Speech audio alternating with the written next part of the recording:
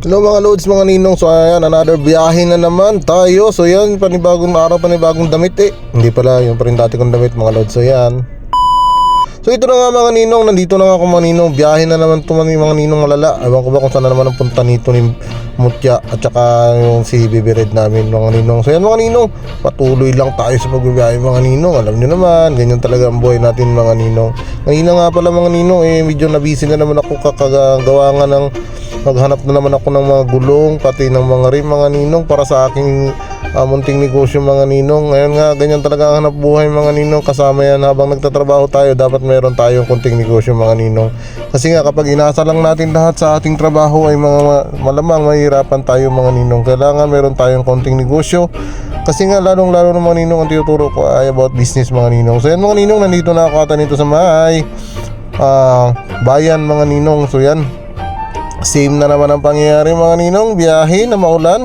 So ito nga pala, kadugtong pa ng mga biyahe ko nung mga nakaraan mga ninong. Actually mga ninong, medyo late na talaga upload ko, pero sige lang, sayang naman kasi nasaro na aking mga yan mga ninong. So yan, shoutout nga pala sa mga nakakasalubong ko mga driver. So mabuhay po kayo, mga sweet lover kayo. So yan mga ninong, ganyan talaga ang buhay natin, di ba? O yan mga ninong, tingnan nyo, halos walang tigil ang ulan yan noong buong December namin dito mga ninong sa Puerto Princesa mga ninong. Kayo, kumusta naman kaya kayo dyan sa inyong mga lugar mga ninong? Yan nga, kahit nga ultimo mga nung pag New Year mga ninong, inaabot na naman kami ng ulan. So yan, ganyan talaga ang biyahe mga ninong, hindi natin maiwasan. Pabago-bago ng panahon, unpredictable talaga ang panahon mga ninong. Pero ika nga, kailangan lang natin magpatuloy, mabuhay upang makapag-survive, lalong lalo na mga ninong sa ating mga ginagawa sa araw-araw. Lagi tayong mag-ingat mga ninong kung nasaan man ang ating mga hanap buhay.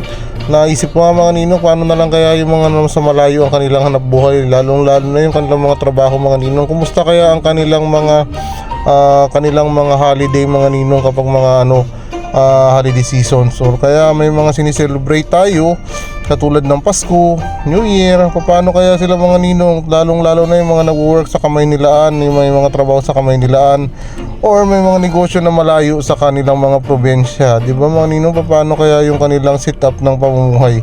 So sige lang, mga importante na susurvive natin. So ito nga mga ninong, ito nga yung kauna-unahang Christmas party ng aming tracking mga ninong, na aming munting tracking. So ayan mga ninong, yung aking mga CMT boys. So yun nga pala si padre mga ninong, si Papa. Yan. So yan mga ninong, yun lang handa namin kasi nga tinipid lang namin sila na kasi nga medyo gipit tayo mga ninong, alam nyo na. Pero okay na yun mga ninong, nag-enjoy na rin ang aking mga kasama yun mga ninong, ang aming mga kasama sa hanap buhay. So ito nga pala mga ninong, nandito na kami dito sa SM after nung aming Christmas party. So yan, tingnan nyo mga ninong, si Ingrid tsaka ang kanyang nanay, aking misis, si Ivy mga ninong. So yan, nandito kami mga ninong. Hindi ko alam anong gagawin namin yan dito sa may SM mga ninong. Meron na ata kaming bibilhin yan. So yan, tingnan nyo mga ninong, diba? Yan ang aking bunsong anak mga ninong. So yan, ito nga, diba, nakikita nyo, Pasko pa talaga yan. Yan mga ninong, meron na naman, ang sarap nun, ano kaya yun? So yan mga ninong, nandito kami yan sa may 3rd floor ng SM, sa may Puerto Princesa mga ninong. So yan nga pala, si Gian Carlo mga ninong, dapat siya nagbo-voice over nito, kaso sabi niya, ako na lang daw muna. Hindi daw muna siya mag-voice over kasi hindi pa raw kami nasasahuran, hindi pa siya nakakabili ng bike. So yan, bike kasi yung gusto niyo mga ninong. Sabi ko nga, pag nasahod na, isa-surprise ko siya, bibilang ko siya ng bike. Ganon din si Ingrid mga ninong, gusto niya rin magpabili yan ng bike. So sabi ko, sige lang, kaya kailangan namin pagtyagaan.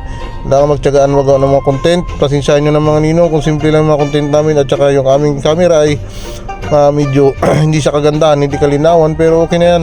At least ang mahalaga, mayroon kaming mga memories ng mga lakad namin mga ninong. Yun naman ang mahalaga, importante, hindi natin nababalik kasi yung mga pangyayari sa buhay natin. Ang mahalaga, mayroon tayong napapanood ng mga pangyayari, lalong lalo na sila mga bata pa.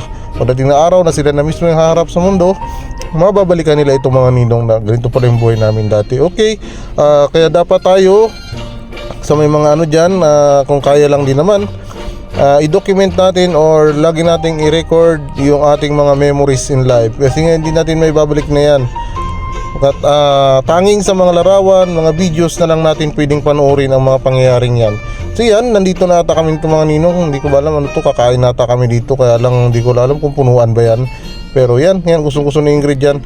namimili yan. Alam mo na si Ingrid, ano, ayaw ni Ingrid pala kasi nga parang mayroon ata silang nakitang ibang pakainan. So yan, medyo nagutom na nga ang aking bunsong Ingrid na yan, so kailangan niya raw yan ng masarap na pagkain. So yan mga ninong, nandito yan sa taas na third floor na yan mga ninong ng SM Puerto Princesa City yan. So mga ninong, di ba? Pasko pa niyan. So tingin ko nga ito ay after ng aming Christmas party noong December 25. So malapit na mga ninong, kasunod na pala yung mga biyahe namin sa El Nido, yung aming mga El Nido Escapade mga ninong yan. So panoorin niyo po sana mga ninong. At kung nakarating man kayo dito sa dulo ng video na to mga ninong, pa-like naman po, pa-share at pasabi naman po, pabanggit naman po kung ano, nasaan kayong mga lugar ngayon. At mga ninong, tandaan niyo po, lagi po tayo mag-iingat at lagi nating alagaan ang ating mga katawan. At ito lang po ang aking masasabi mga ninong ay mabuhay po kayo hanggat gusto ninyo. Joke, hindi mga ninong, yan po, ganyan po talaga ang buhay natin. Kailangan po natin na magpalagahan ang bawat isa mga ninong. So yan, hindi ko ba alam ba't ng lakad na lang kami dyan mga ninong, parang wala kami makita. So hanggang dito na lang, paalam, maraming salamat, bye bye.